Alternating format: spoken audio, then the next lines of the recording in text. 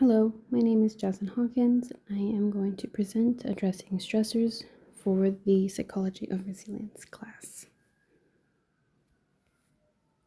So on the agenda we have systemic and organizational stressors, emotional and psychological strain, and then personal and interpersonal challenges.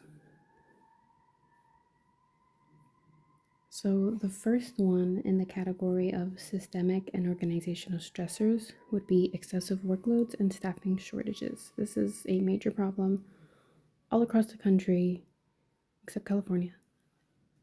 And it is one that's so detrimental on physical health, mental health, but there are some strategies that nurses could use in order to prevent the constant feeling of being overwhelmed.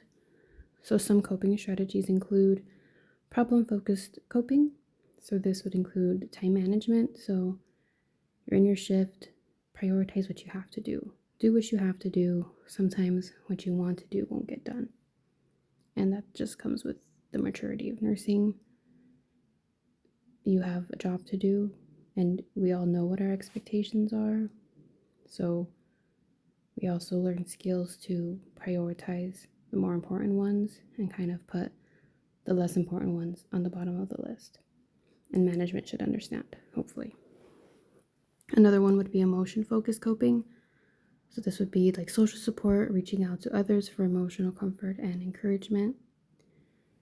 This one could be hard if you're not in an environment where there's a lot of other peers to go to, but hopefully you are, and you have family and friends and other nurse friends that can be a support for you. Stress management technique on boundaries. So setting clear boundaries between work and personal life, which includes disconnecting from work after hours. That's very important after a long shift of being in a facility that is short-staffed, that you are able to clock out from work physically and mentally in order to go home, have a great time at home.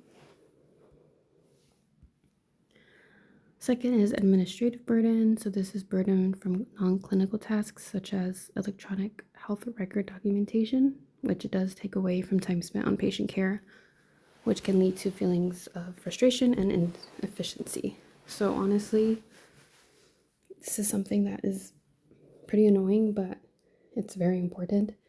So if I was dealing with someone else, like a peer of mine that's exhausted from all the administrative burden, I think I would honestly have to just remind them on why we're doing it. Yes, it's annoying and seems like it's unproductive, but it actually makes a huge difference, especially in the side of the administrative side of things, people in management. The example that I like to give is if a patient had an oxygen desaturation, it's so important that the nurse documents the time it happens, because first, that proves that it actually happened. It could show how low they went, their need for oxygen, and let's say that's the only thing holding them from discharge. The doctor wants to see how they do overnight. The insurance isn't going to want to cover that night if they don't see it documented. It's like our proof, like, hey, it did happen. Same thing if it's someone's new baseline to be on oxygen and they want to go home on oxygen. The insurance isn't going to pay for their oxygen if they don't see that they're needing it. So especially if this is happening while they're sleeping, let's say it happens at 1 a.m. and the night nurse doesn't chart it, how are they going to know that they have sleep apnea? So this would really help push the insurance to cover for the patient. So us documenting things, it's so annoying, but it's also in a way us advocating for our patients, which is very important. Another subject here is lack of control. Some might feel like we have limited control over our work schedule, pace, and environment, which can lead to stress and sense of powerlessness.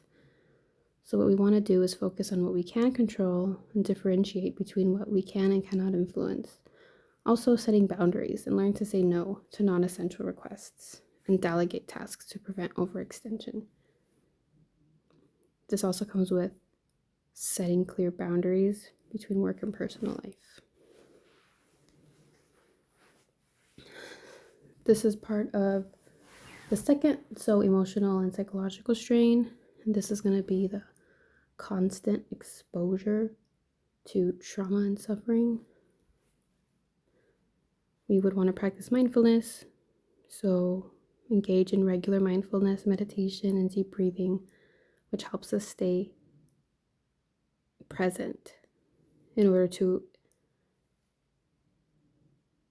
prevent decline in empathy and emotional exhaustion.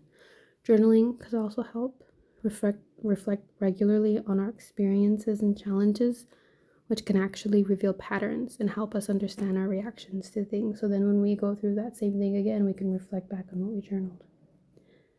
It's always important to reach out to peers or safe people at home. Another section is the high stakes decision making. We are constantly having to make life or death situations, like decisions, which over time can cause chronic stress. So it's important to have emotional regulation, which involves the ability to manage and express emotions constructively, preventing them from overwhelming rational thought. Also, seek soft hobbies outside of work. Painting, dance class,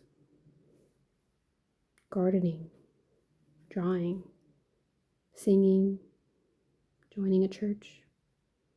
Just soft activities to do on your time off, so you're not always on. The final one for the second category is work-life balance. Long hours and unpredictable schedules can lead to lack of time for self-care, family, and friends. So you can try out different days and work closely with the unit scheduler and test out different schedules and find out which one works for you. If you do 3 days, like 3 12-hour shifts a week, you can try cramming them so then you have 4 off, or you could spread them. Just do what works best for you. And if a Monday through Friday schedule works best, then try working outpatient. Always put your mental health first and learn to say no to others if it means protecting your peace. And the third category, which is personal and interpersonal challenges, we have maladaptive coping strategies. Unfortunately, some people go to substance abuse or self-blame instead of constructive strategies. So some strategies could be, as mentioned earlier, journaling, seeking support from peers, especially other nurses, and I just incorporate a healthy eating plan and physical exercise routine because I feel that can really help just cope better. When you have a healthy body, you're able to have a healthy mind, and you could think clearly, and you're not so like brain foggy on all the junk food people could be eating. Another thing is lack of peer support. Some people might feel like they don't have that support, so you can collaborate with management in order to promote the mental health awareness. Some hospitals already actually have emotional support crews in the facility, so it would be important to utilize them when needed. You could join an online support group or create your own. And then lastly, some nurses can struggle with self-care. I know I did for like the first 4 years, barely getting good at it. So many healthcare workers struggle to prioritize their own physical and mental well-being, including getting adequate sleep, exercise, and proper nutrition. So to me, I would make nutrition a non-negotiable. So even if things are going wild, at least my eating is on track. Limit processed foods, eat lots of fruits and vegetables, protein, all that good stuff. So at least at the end of the day, you could tell yourself like, okay, at least I got in my nutrition. Same thing with exercise. And I like this last one I put, make physical activity fun and a way to socialize or spend quality time with family, because we all have time to binge watch TV. We all have time to scroll on social media. So use some of that time to actually go outside, go for a walk, play catch. If you have kids, go play with your kids. Get down on the floor with them. Go outside with them. Run around with them. And family, your spouse, your best friend, anyone. Make it fun. Get your body moving. Yeah, thank you for your time.